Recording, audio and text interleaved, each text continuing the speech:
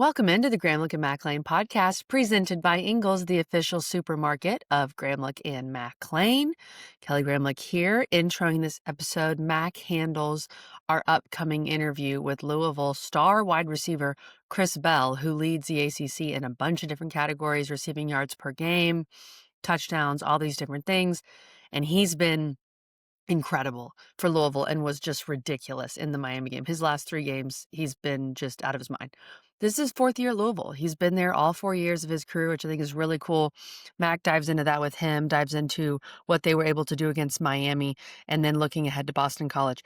We're really going to talk about Louisville just themselves in this episode, what they've been able to do. Now they're ranked in the top 20. What's their ceiling? What can they continue to do with this schedule, and just how good they've looked on really both sides of the ball. So let's get to our interview that Mac did with Chris Bell, native of Yazoo City. I hope I'm saying that. Yazoo City. Hope I'm saying it right. Mississippi. That's also produced multiple other NFL players, and they're a town of 10,000 people. I think that's crazy. So he's a proud native of that town. And of course, it's just doing big things for Louisville. So let's get to a message from our good friends over at Ingles, and then we will talk with Louisville star wide receiver Chris Bell, and then dive into just how good can Louisville be. Let's get into it.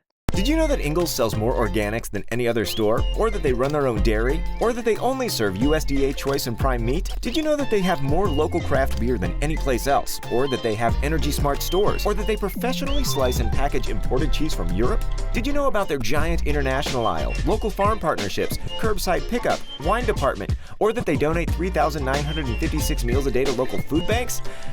Well, now you do. It's all in the bag. Ingles, low prices, love the savings. Chris Bell, what's up, brother? Great to see you, man. Listen, you've been on an absolute tear these last couple of games and have just been going insane. What did you change? What have you switched up? And how you going Super Saiyan these last 3 games like that? I really didn't change nothing. It just start from, practice, Tuesday practice, I take pride in, practicing hard, practice how I'm going to play, it all turns over, in the game on Saturdays and Fridays.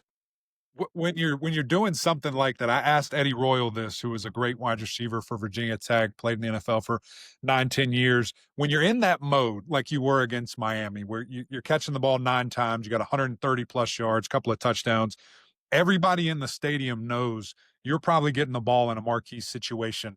Mm-hmm. What goes through your head? Like, do you feel that? Do you understand that? Like, do you lean on the defenders differently? How do you continue to get open when you're just in such a zone like that? Just being physical, and using my speed, as a playmaker, as, one of the leaders on the team. I know I had to make plays for my team, and every time before I'm about to make a play, I always tell myself that I got to make a play for the team, and I got to do it, whatever I got to do to make that play. Yeah. Do you feel it any differently from the defense, though? I mean, when we get to the second half or the fourth quarter and you're just killing these boys and you're just all over them, do you feel like, hey, there's maybe extra eyes or they're trying to be more physical? What is that like? No, sir, I just be out there balling. I ain't gonna lie.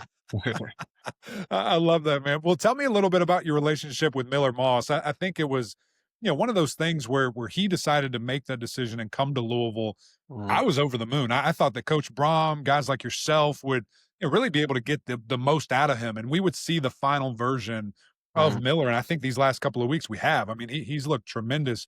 What's the relationship like between the two of y'all? Yeah, Miller like a best friend to me, when he first came in, like I've been saying a long time ago, I had text him first, and just let him know that, I'm his guy, I'm here to make plays for him and I'm here for him, when everybody turn their back on him, I'm always rooting for him and I'm always on his side. So, he's like a best friend for me, we, sit at each other's house, might watch film on the teams that we're going to play. And, we just build that connection, like we kind of know, what we got playing, each and every week.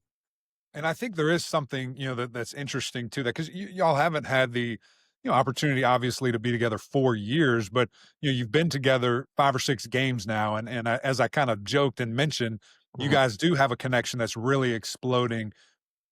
How have you felt that maybe change over the course of the season? Is he looking for you more? Is it just big time players and big time games? How do you feel that has evolved, as the season has gone on? I feel like Miller, he always, looking for, me, and I feel like, when it's time for, us to make a play, he calling on me, and I know, every time before we, get in the huddle, he gonna look at me and he gonna tell me, yeah, I need you to make this play, and I'm always gonna make that play for him. So when he give me that look, in the huddle, I know he's finna come to me. That's a cool feeling. I Mhm. know it has to be pretty sweet when your QB, expects that from you, and then for you to deliver like Mhm. you do. I mean, 90 yards after the catch last week. What's the mindset there? Like, that doesn't just happen. What's going through your head when you catch that football? Get in that touchdown, get in the end zone. That's what's going through my head. Get in the end zone. That's all I. Whatever it takes. I'm, Anyway, any, is it something you practice though? I mean, it's a little rare because you're catching the ball you expect to get hit. Do you just over practice that during the week, or what's the deal? So like during the week, like on routes on there, or like when we going up against the defense, I like to, do a little burst after the catch, like when I'm getting the ball, like in when we going against each other, competing against the defense, I like to, run after the catch, even though we don't tackle, Mhm. I get, and I think, that just lead, over to the game. It just kinda trains you, right? That Yeah, no that's matter right. what, I'm hitting it right here, and That's hopefully your right. feet are still moving. I love to see that, man. One thing that was really interesting about this Louisville-Miami game, just to look back a couple minutes here, and then I'll get going on Boston College a little bit. Um, your boys up front dominated both sides of the line of scrimmage. And that's something, admittedly so myself, just having watched the tape on Miami all year. They're Mhm. big, they're nasty, they're aggressive. We expected them to be able to dominate every game that they had Mhm. this year. And Right. you guys said, not so fast. Here Mhm. we go. Let us show you the batter bully right now. And your offensive line and your defensive line was able to do that. Was that something that was really overemphasized these last 2 weeks because you had a bye week before? Like, how did those guys play, to that level? For our O-line, they knew like all odds was against them. They knew, they had to come and play, didn't nobody really like believe in them. But I always, like I say, I believe in my team and I always believed in them. And I knew, how they had that look on their face the whole week and how they practiced. I knew that they was gonna come, they was gonna put on the show and they was gonna, have, Miller have time in their pocket. So I always believed in them. And I know, when everybody against you, that make you go harder. And I think that's what the thing was this past week. Yeah. How about the defensive line? Because same thing. I mean, the fact that they held those guys to 60 yards rushing. I Mhm. mean, that's incredible. So, did Mhm. you see anything extra from them 2 weeks leading into the game? I mean, how were they able to put on such an amazing performance? It's all defensive line, they always, coming and putting on, you see it like every week, week in and week out. At practice, them boys, they go at it, the O line and the D line. So they always making each other better. Yeah, it's a fun thing to see, and Mhm. they did it, and I think that's, something that just boosts your confidence the rest of the season that you can lean on those guys and you can Mhm. have that, and if that turns into a real strength, who knows? I mean, look out what this Louisville team could do, anything they want, I would assume. Tell me a little bit about your head coach, man, because he is a guy that I love every time the camera cuts to him on the sideline. He's so intense, he's Mhm. so dialed in, and just the way he sees the game. I mean, he's a genius. So walk me through who is Coach Brom, the person and the coach?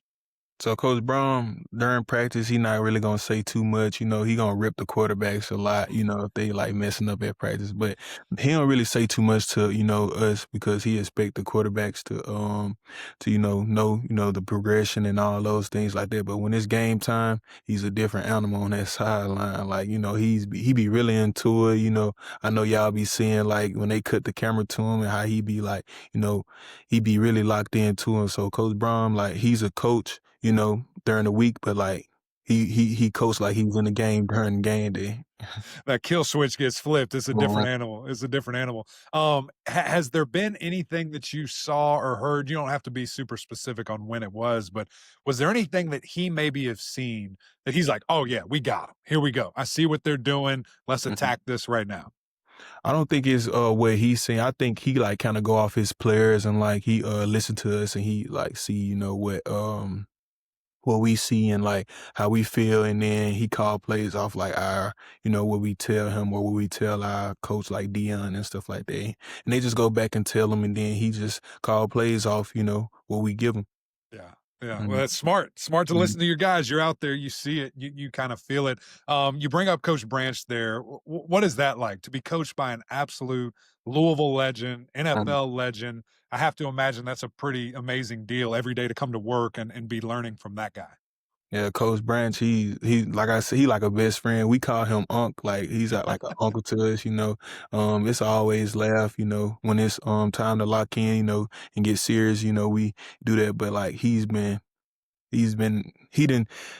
tell me everything that, you know, I didn't accomplish this year. He didn't told me that since my freshman year, and it's all coming true. So, you know, I always believed in Coach Branch. You know, if I like when the coaching staff left, and Brom came, you know, Branch was still here, and you know, I trusted in Branch, you know, and I was like glad that he was be able to be my receiver coach as a senior.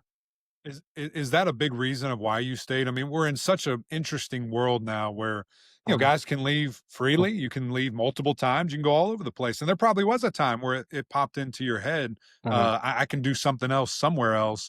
But mhm. was he a huge piece of why you decided to stay at Louisville?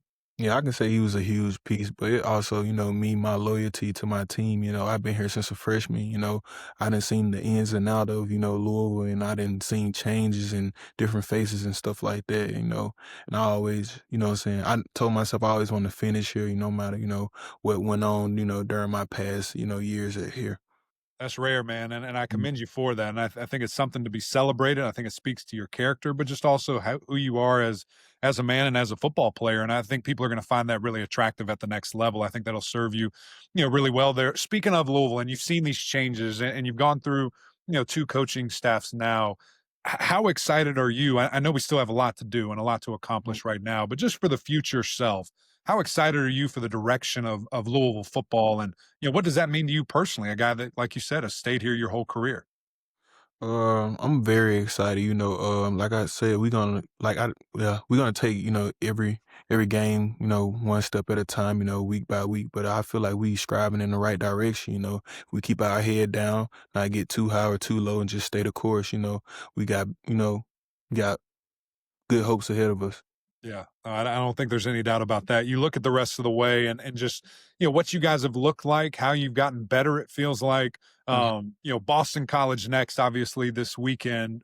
What's kind of for some that would whisper and say, well, they beat Miami and they overcame that hurdle, and now they have Boston College who's not doing so hot this year. mhm. How do you keep that attention to detail? How do you make sure it's all about the L, on the side of your helmet and not the opponent that you face?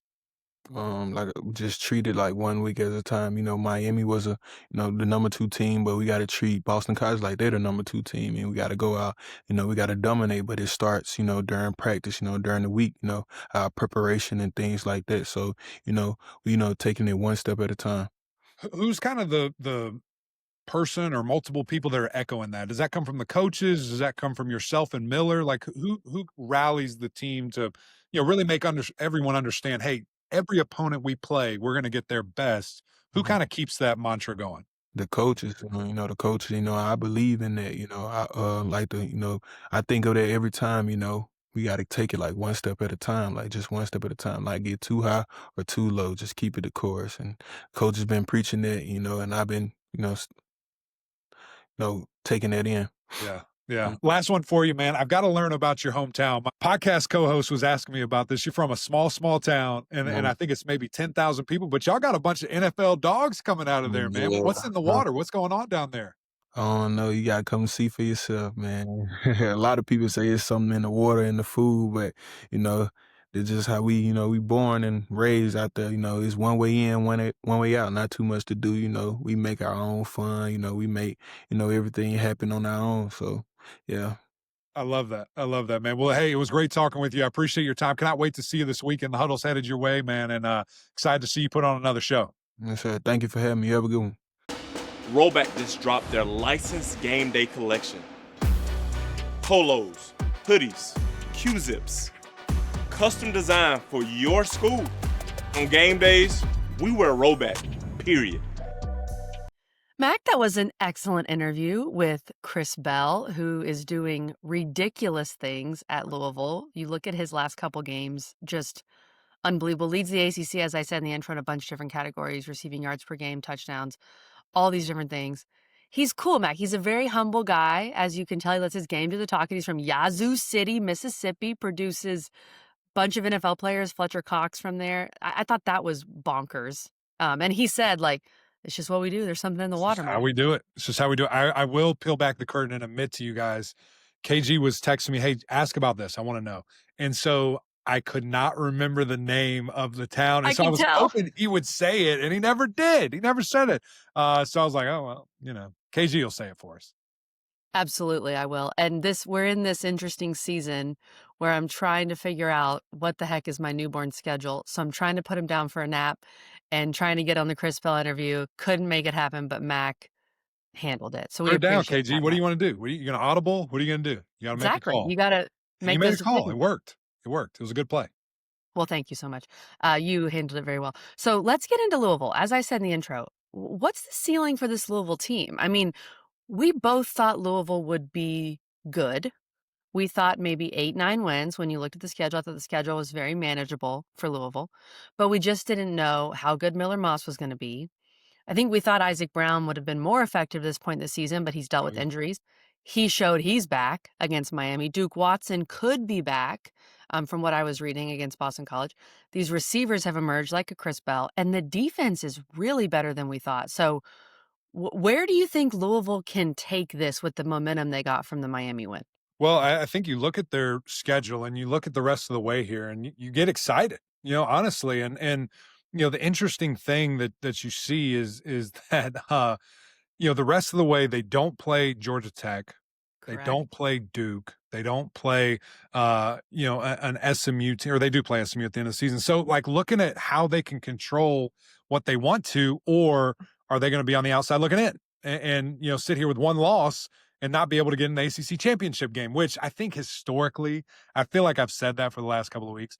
And historically, that's probably not going to happen. Like Right. there's going to be some slip ups. We're going to have a crazy tiebreaker situation.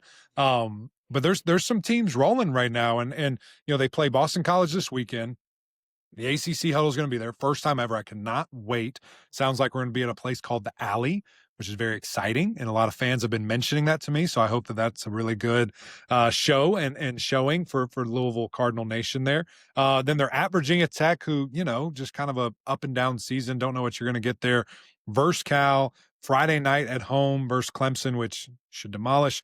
At SMU, which is a huge game. And that could be another, really just kind of, does that determine who Right. goes to the championship? Is that a play-in game to get to the ACC championship? And then, of course, hosting Kentucky at home in a game that they finally got over the hump last year and finally got that done. So why not, shoot for the stars there and shoot for, this college football playoff. Now, you don't control your own destiny to get to Charlotte, but, stay ready. Stay ready and fight for that playoff, I think is kind of where, they're thinking big picture. Like you said, Mac, it's very rare that a one-loss team is not going to be in the ACC championship. Now, it's possible because Miami and Louisville, neither of them play Virginia or Georgia Tech. Mm-hmm. So if Virginia and Georgia Tech went out, you could have them there. I'm sorry, Louisville and Virginia already played. That's the thing. Virginia has the tiebreaker. So you could have Virginia, Georgia Tech in the ACC championship. Yeah. And then you've got SMU, who people are trying to forget about, who's undefeated. They, of course, do play Louisville. So that game could be huge for a variety of reasons. I hate to be a Debbie Downer, but here's the issue with Louisville. Let's say they run the table, which is very possible. Like you said, Kentucky's the worst team in the SEC. Like, you're going to beat Kentucky, even though Texas struggled to do that. You should beat Clemson and SMU, even though that final stretch, Clemson, SMU, Kentucky, you got some teams with some talent, but you should be able to win those games. Let's say you run the table and you go one loss and you don't get in the playoff. We all know why. Your non-con. Like, your non-con was brutal. It did allow you time to figure things out, to get some chemistry with Miller Moss and these offensive players. And you played Eastern Kentucky, James Madison, Bowling Green. And then you have Kentucky. But that's where Miami has the edge. Like, if I saw someone ask, I think in our Twitter mentions, Mac, what if Miami runs the table, Louisville runs the table? Let's just say Georgia Tech, because they're the highest ranked team, they win the ACC they're in. Who's going to be the second ACC team? It's going to be Miami. Even though Louisville beat Miami, Miami's resume with who they played in the non-con, how they challenged themselves, Notre Dame, who's going to keep winning, South Florida, who knows what's going to happen there.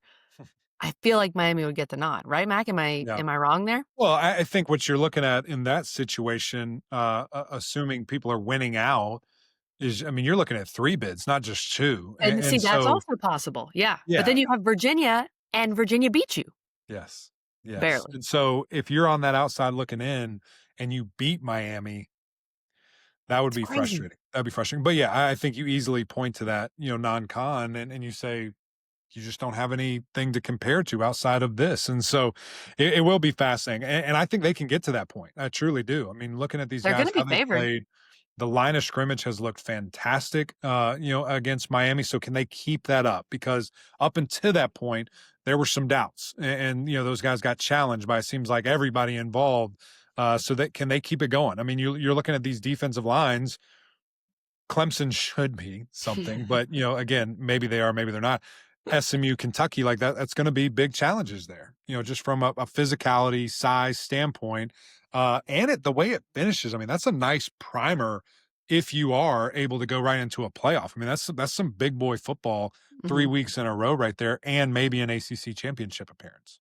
Absolutely. I just think it's really impressive what Louisville's done bringing in another quarterback, another new quarterback, and that was another one of our questions in the offseason was, okay, you have another new guy, but Miller Moss has looked really good. He's had a few moments, a few turnover issues, the pit game early on, but he's been able to bounce back. And I saw some really good stuff in quotes about Chris Bell and his relationship with Miller Moss. I know you talked to him about that too, Mac. Like they were able to gel pretty quickly, which is what you have to do when you're bringing in transfer Right. quarterbacks like Louisville has done. Yeah, no, I don't think there's any doubt about that. And again, I think his still best ball is in front of him. And, what we saw in the Miami game, really what we saw in the UVA loss. I mean, I know there was a couple of really key turnovers, but he's pushing the ball downfield. He's getting the ball to his guys. Chris Bell's on a tear right now.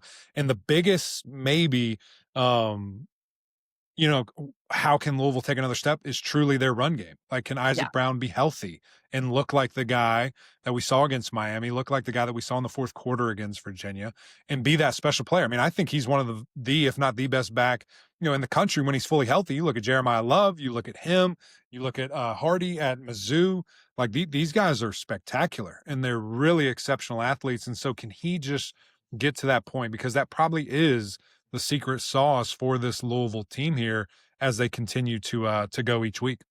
That and if you can get Duke Watson back too, that could be really Be nice. interesting for Louisville. All right, well, we didn't really preview BC. That wasn't really the point of this episode. I think Louisville's going to find a way to win that game, but they're a player now in the rest of this conversation, Mac, as we continue this ACC season. No, they absolutely are. So it's going to be fun to see. I cannot wait to be there. I cannot wait to be in Louisville. I'm going to Jeff Ruby's. I hope that that's cool with everybody. But if there are other recommendations, drop them right here in the comments. We appreciate you guys. Appreciate you tuning in.